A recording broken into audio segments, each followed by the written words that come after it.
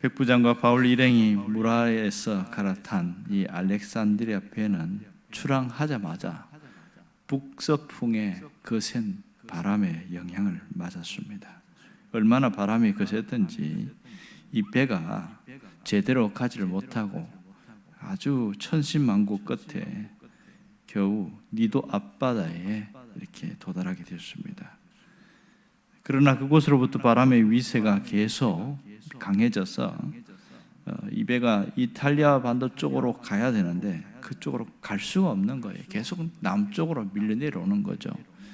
그래서 그레데 섬에 밀려났는데 그 섬의 남쪽의 해양이 어디냐면 미항이라는 건데 간신히 그곳에 이제 닻을 내리게 됐습니다. 시기적으로는 벌써 겨울이 다가오는 그런 시기가 점점 오고 있었습니다. 그래서 가이사랴에 출발한 이 바울 일행이 이 그레데 섬 미항으로 올리기까지 상당히 일정이 지연되었죠. 원래 처음으로 하면 한 달 정도면 로마까지 갈 수 있었는데 계속 북서풍의 바람이 강하게 밀려오면서 계속 지연되었던 거죠. 결국은 이 미항에서 고민을 해야 됩니다. 여기서 겨울을 지낼 것인가 아니면 더 나은 곳으로 갈 것인가. 그런데 이제 선장과 선주와 다른 또 화물주들이 의논을 했겠죠. 우리가 이 미항은 너무 좁아서 안 된다. 이 몇 달 동안 있는 건 불가능하다. 이렇게 결론을 내리고 거기에서 미항에서 조금 더 내려가면 65km가 남쪽에 베닉스 항이 있습니다. 그곳은 항구 자체가 굉장히 화려하고 넓고 좋습니다. 거기까지만 가자 그렇게 생각한 거죠. 그때 바울이 한사코 말렸습니다. 지금 출항하면 위험합니다. 지금 가면 어떤 일이 벌어질지 모릅니다. 그렇게 얘기를 했는데 그들은 바울의 말을 듣지 않았다. 오늘 성경에 그렇게 얘기하고 있죠. 자, 그런데 상식적으로 보면 누가 전문가냐는 거예요. 바울은 배 전문가는 아닙니다. 선장이 모든 배와 이 항해에 대한 전문가였고요. 그 모든 일은 오늘 또 선주도 함께 탔는데 책임지면 그들이 책임질 수 있는 일들이라고 할 수 있죠. 지금 바울은 죄수의 몸으로 가고 있는 그런 상황이잖아요. 일반적인 시각에서 보면 이거는 너무 지나친 간섭이고 월권이다 이렇게 볼 수 있습니다. 로마로 가는 일정의 모든 책임과 모든 과정은 로마의 백부장이 다 관할하고 있기 때문에 그의 말을 듣는 게 맞는 것이죠. 결국 바울의 말을 들어야 된다는 이유는 없는 겁니다. 그런데 성경은 유일하게 이 백부장이 선장과 선주의 말을 바울의 말보다 더 믿더라 이렇게 얘기를 하고 있어요. 이 얘기를 왜 써놨을까? 자, 그러면 여기에서 우리가 이 얘기가 써놓은 이유를 전후 뒤에 이야기를 보면 알 수 있습니다. 바울은 항해의 전문가는 아니지만 생명과 관련해서 전문가임은 분명한 사실인 것입니다. 바울이 이미 자신이 여러 차례의 어떤 3차 전도 여행 고린도까지 가는 경험을 봐서도 그는 이 바다의 상황을 어느 정도는 알고 있었어요. 하지만 더 중요한 것은 지금 이 바울이 하는 말은 자신의 경험에서 나온 것이 아니라 하나님의 음성을 전달한 것이라는 거죠. 하나님께서 지금 출항하면 위험하다고 알려주셨고 그것을 그들에게 얘기한 겁니다. 하지만 이 백부장은 바울의 말을 귀담아 들으려고 하지 않았습니다. 그것이 하나님이 말씀하셨다고 해도 그는 하나님을 믿는 사람이 아니었기에 그냥 무시해버린 것이죠. 결국은 하나님의 음성보다 자신의 경험과 지식을 앞세워서 아주 어려움을 당한 것을 보게 됩니다. 우리는 이 이후에 일어난 일들을 너무 잘 알고 있습니다. 얼마 못 가서 이 그레데 섬에서 큰 섬이잖아요. 그 섬에서 불어오는 강한 바람들이 서로 겹치면서 태풍을 만드는데 이것을 바다의 그 당시 태풍을 사이클론이라고 합니다. 이 사이클론 태풍이 일어나는데 그 이름이 유라굴로 태풍이다 이렇게 얘기합니다. 그것이 얼마나 강력했는지 도무지 항해할 수 없는 그런 일들이 생겼고 그들이 가장 귀하게 여기는 것들을 다 버려야 되는 그런 일들이 생겨버린 거죠. 그 정도에서도 끝나지 않았습니다. 배의 기구들도 버려서 항해할 수 없는 상황. 기구 버리면 안 되잖아요. 근데 그것도 버리게 된 거예요.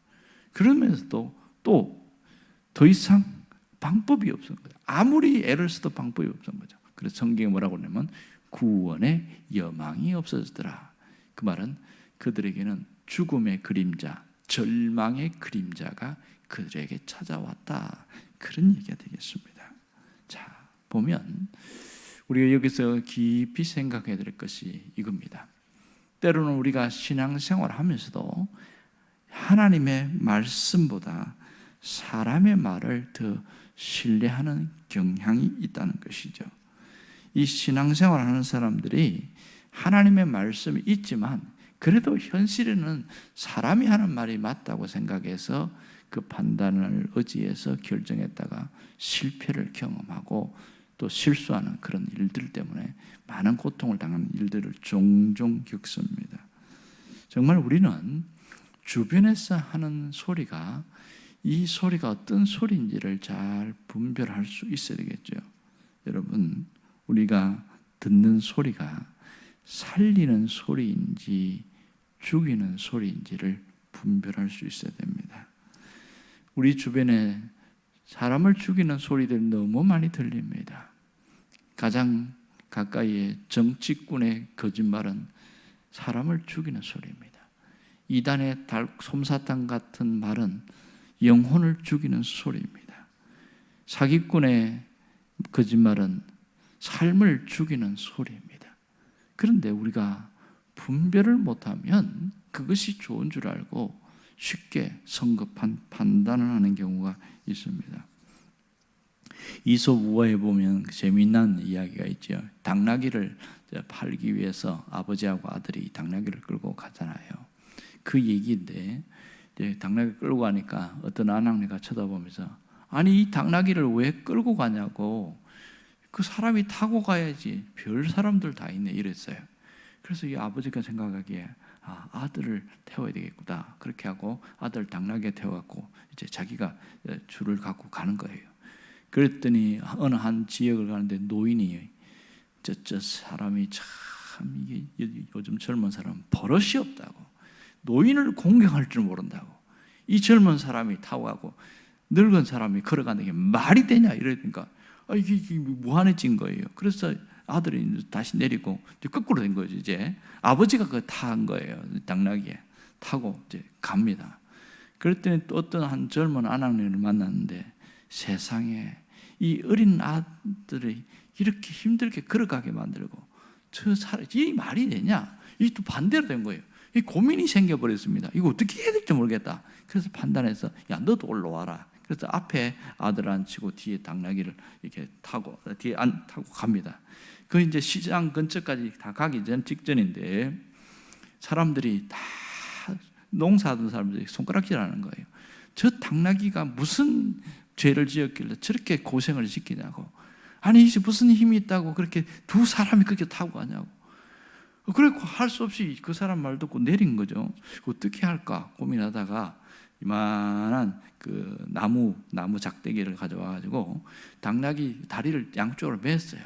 그리고 앞에는 아버지가 메고 가고 뒤에는 아들이 메고 가고 거꾸로 당나귀를 메고 간 거죠. 그러다가 이제 그 다리를 지나가게 되는데 이 당나귀가 걸어가는 것도 힘든데 묶여갖고 거꾸로 매달려 가니까 얼마나 힘들겠어요. 그러니까 막 발버둥을 치는데 줄이 풀어진 거예요. 그러면서 이 당나귀가 다리에서 떨어져 가지고 거기서 냇물에 흘러가 버리는 거죠. 세상에 당나귀 팔러 갔다가 당나귀 그냥 잃어버리고 말아버렸다. 이 황당한 일이 이솝 우화에 나옵니다. 자, 여기서 무슨 얘기하는 줄 아세요? 들려지는 사람의 소리에 귀를 기울이면 내가 가진 것을 잃을 수도 있다. 뭐 그런 얘기가 되겠죠. 여러분, 우리는 정말 우리가 돌아봐야 되는 거죠. 내가 세상의 소리와 하나님의 음성에서 분별력이 너무 중요한 것을 깨닫습니다. 여러분, 전문가의 말이라고 모두 분별력 없이 듣다가는 낭패를 당하는 경우가 많지요. 그러므로 내가 듣는 소리를 잘 분별해야 됩니다.